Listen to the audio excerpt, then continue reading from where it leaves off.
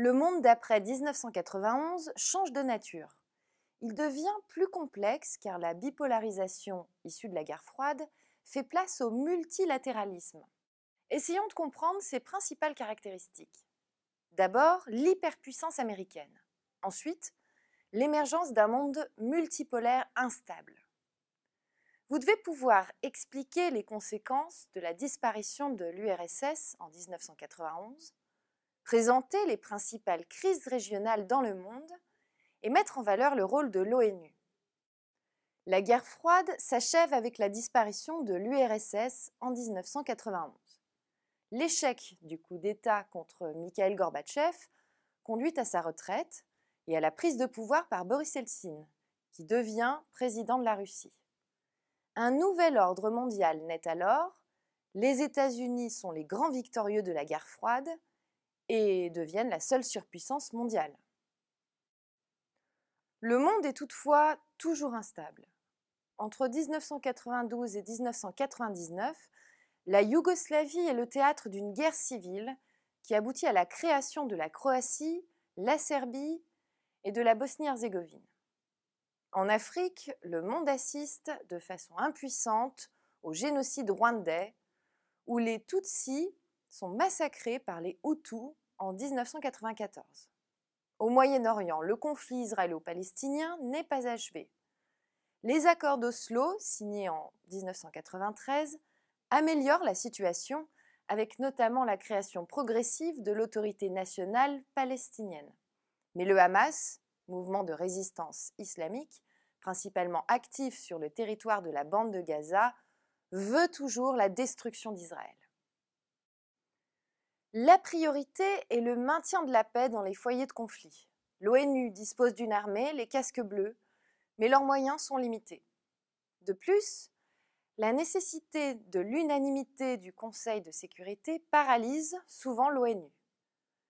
L'ONU est plus efficace avec la Cour pénale internationale qui siège à La Haye. Celle-ci juge certains criminels de guerre, comme par exemple avec le Tribunal pénal international pour l'ex-Yougoslavie. La deuxième caractéristique de la géopolitique actuelle est l'émergence d'un monde multipolaire instable. Pour bien comprendre, vous devez pouvoir expliquer les nouveaux aspects de la puissance américaine. Vous devez aussi pouvoir mettre en valeur l'instabilité du monde actuel. Et enfin, analyser les nouveaux concurrents économiques. 4 temps forts sont à souligner.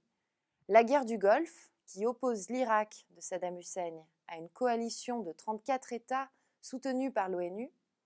Elle débute en août 1990 à la suite de l'attaque du Koweït par l'Irak. Les Américains libèrent le Koweït en 1991. En 2001, le monde assiste aux attentats du 11 septembre. Ce sont 4 attentats suicides, perpétrés le même jour, à quelques heures d'intervalle, par des membres du réseau d'Al-Qaïda au nord-est des États-Unis. Ces attentats rendent désormais les Américains vulnérables. Leur réaction est immédiate. Le président des États-Unis, George W. Bush, promet une réponse des États-Unis et de ses alliés aux attentats en déclarant la guerre contre le terrorisme. L'impact militaire le plus direct est l'invasion de l'Afghanistan, désignée comme le siège opérationnel d'Al-Qaïda dès le mois d'octobre 2001.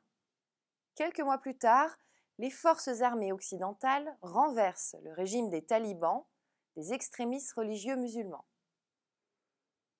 En 2003, la Seconde Guerre d'Irak se fait hors du cadre de l'ONU et rencontre parfois une opposition dans les pays occidentaux.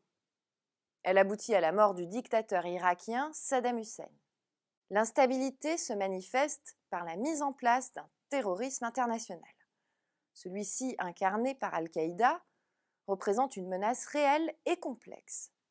Le mouvement d'Al-Qaïda est un mouvement islamiste, fondé en 1987. Ce mouvement est composé de plusieurs nébuleuses prêtant allégeance.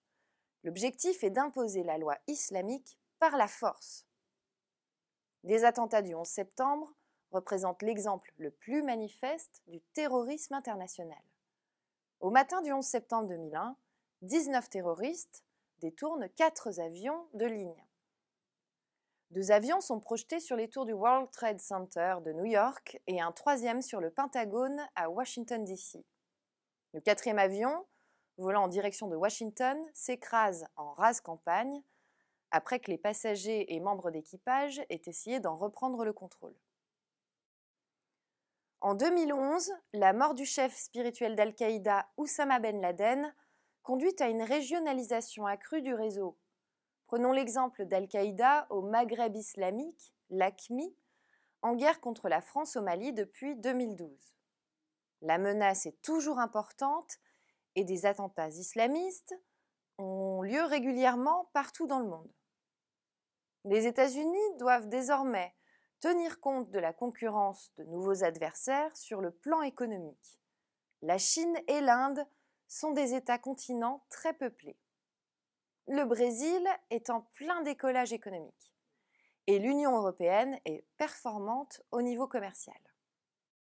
Nous sommes passés d'un monde divisé en deux durant la guerre froide à un monde multipolaire où les États-Unis dominent mais sont confrontés à une concurrence accrue.